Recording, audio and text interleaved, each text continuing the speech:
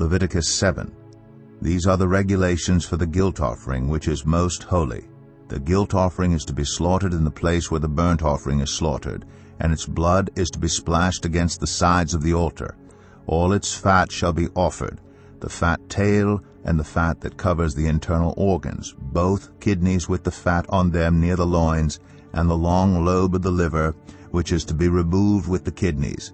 The priest shall burn them on the altar as a food offering presented to the Lord.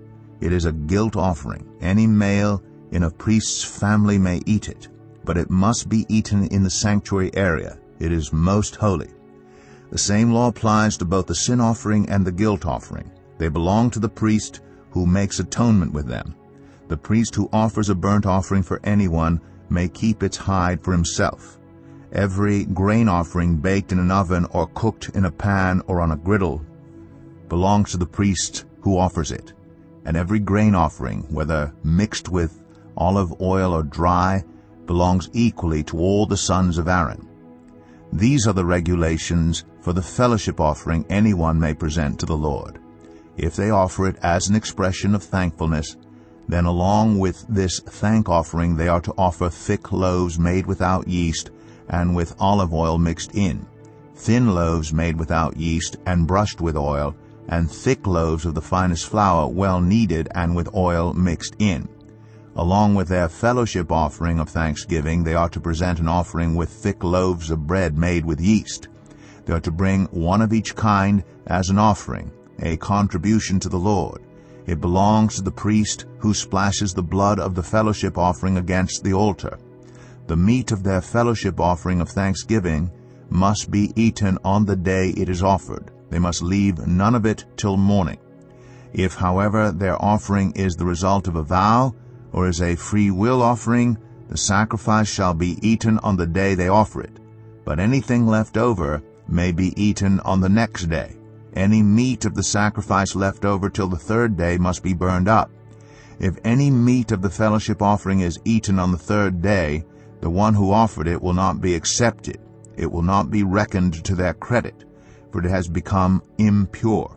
The person who eats any of it will be held responsible. Meat that touches anything ceremonially unclean must not be eaten. It must be burned up. As for other meat, anyone ceremonially clean may eat it.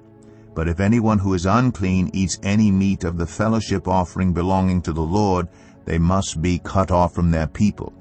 Anyone who touches something unclean, whether human uncleanness or an unclean animal or any unclean creature that moves along the ground, and then eats any of the meat of the fellowship offering belonging to the Lord, must be cut off from their people. The Lord said to Moses, "Say to the Israelites, do not eat any of the fat of cattle, sheep, or goats. The fat of an animal found dead or torn by wild animals may be used for any other purpose, but you must not eat it. Anyone who eats the fat of an animal from which a food offering may be presented to the Lord must be cut off from their people. And wherever you live, you must not eat the blood of any bird or animal. Anyone who eats blood must be cut off from their people." The Lord said to Moses, "Say to the Israelites, anyone who brings a fellowship offering to the Lord is to bring part of it as their sacrifice to the Lord. With their own hands they are to present the food offering to the Lord. They are to bring the fat together with the breast and wave the breast before the Lord as a wave offering. The priest shall burn the fat on the altar, but the breast belongs to Aaron and his sons. You are to give the right thigh of your fellowship offerings to the priest as a contribution. The son of Aaron who offers the blood and the fat of the fellowship offering shall have the right thigh as his share. From the fellowship offerings of the Israelites I have taken the breast that is waved and the thigh that is presented, and have given them to Aaron the priest and his sons as their perpetual share from the Israelites. This is the portion of the food offerings presented to the Lord that were allotted to Aaron and his sons on the day they were presented to serve the Lord as priests. On the day they were anointed, the Lord commanded that the Israelites give this to them as their perpetual share for the generations to come. These, then, are the regulations for the burnt offering, the grain offering, the sin offering, the guilt offering, the ordination offering, and the fellowship offering, which the Lord gave Moses at Mount Sinai in the desert of Sinai on the day he commanded the Israelites to bring their offerings to the Lord.